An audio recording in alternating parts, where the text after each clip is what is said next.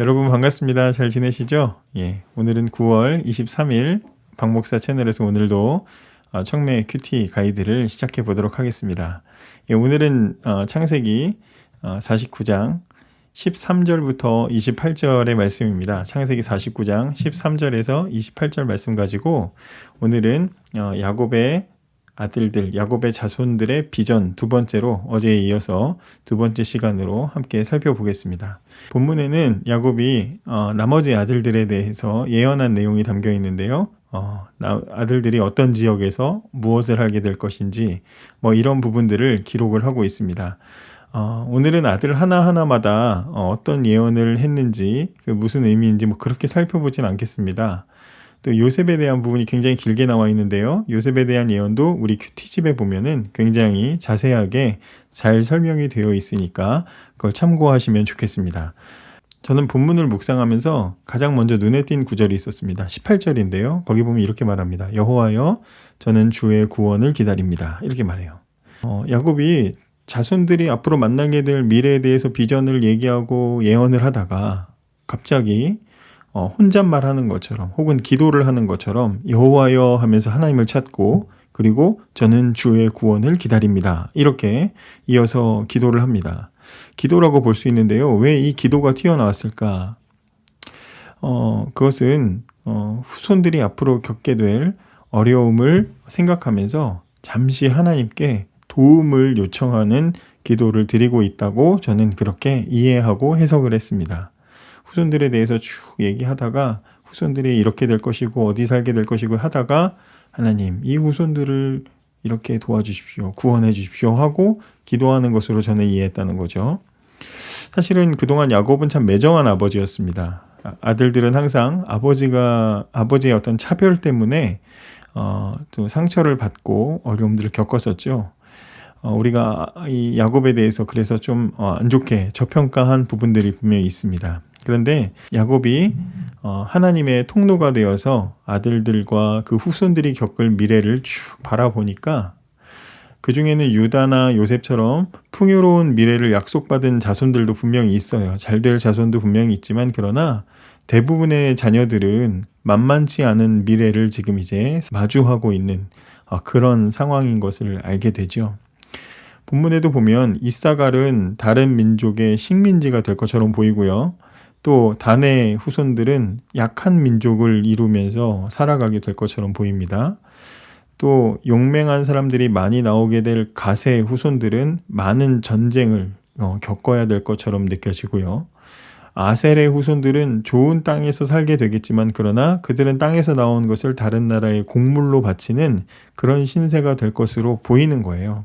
아들들에 대해서 너는 이렇다 너희는 이렇다 보다 보니까 자식들이 어떻게 그 후손들이 어떻게 힘들게 살아갈지를 보게 되는 거죠.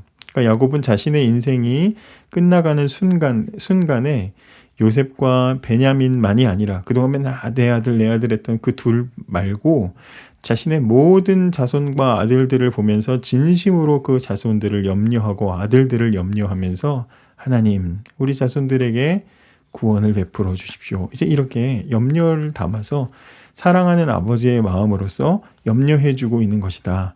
저는 그래서 이 야곱이 이제 이 다음에 임종을 하게 되는데 죽기 직전에 하나님은 그를 완전하게 만들어 놓고 계셨다. 하나님은 거의 완성하셨다.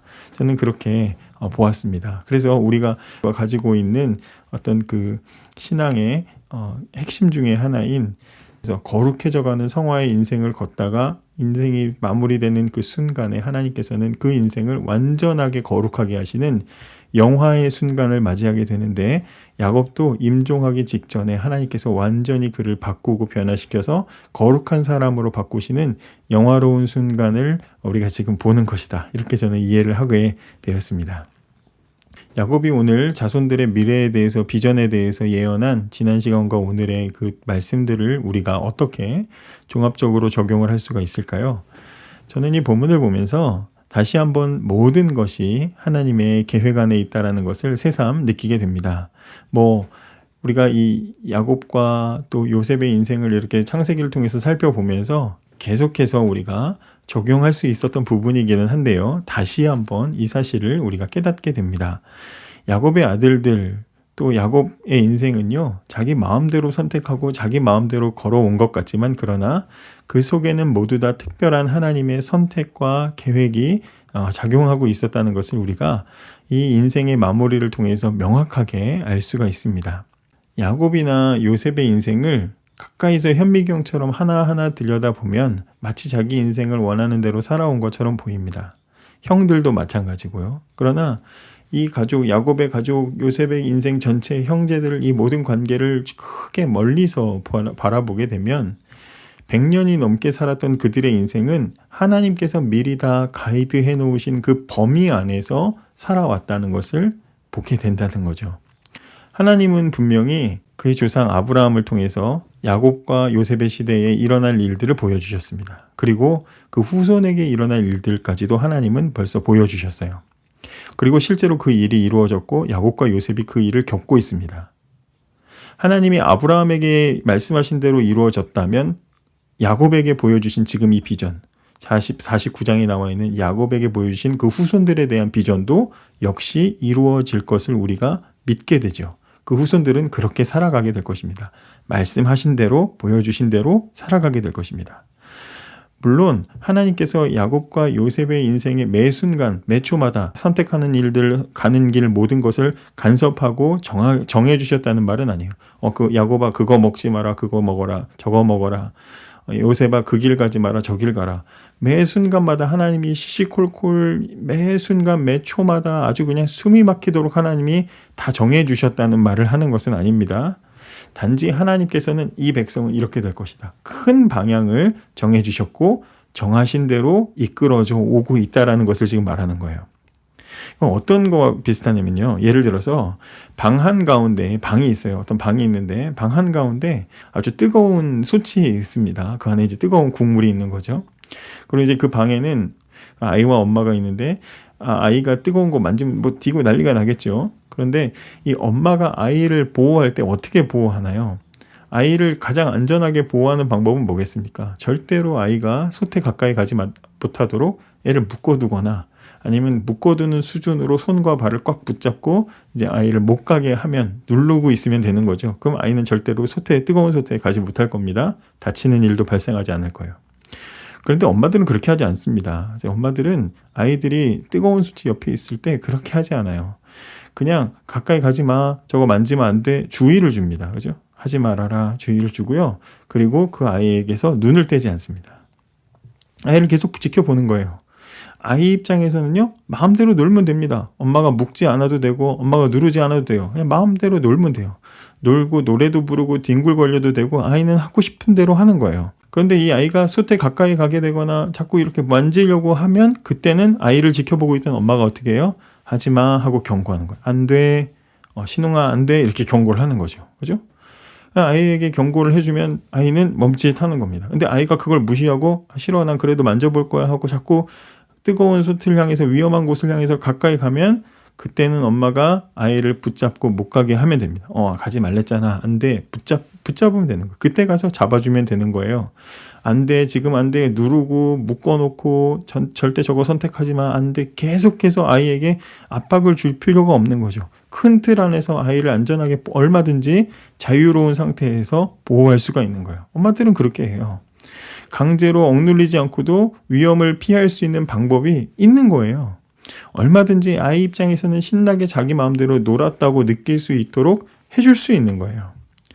여러분, 야곱의 후손들에게 일어날 비전이 있었던 것처럼 하나님께서는 우리에게도 계획과 목적을 가지고 계십니다.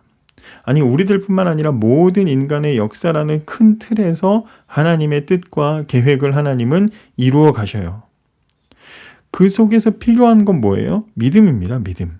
어떤 믿음인가 하면 하나님께서 우리를 반드시 선한 길로, 안전한 길로, 좋은 길로 인도하실 거라는 믿음이에요. 방 안에 아이가 마음대로 편안하게 놀 수 있는 이유는 엄마를 믿기 때문이에요. 방 안에 있는 엄마를 믿기 때문이에요.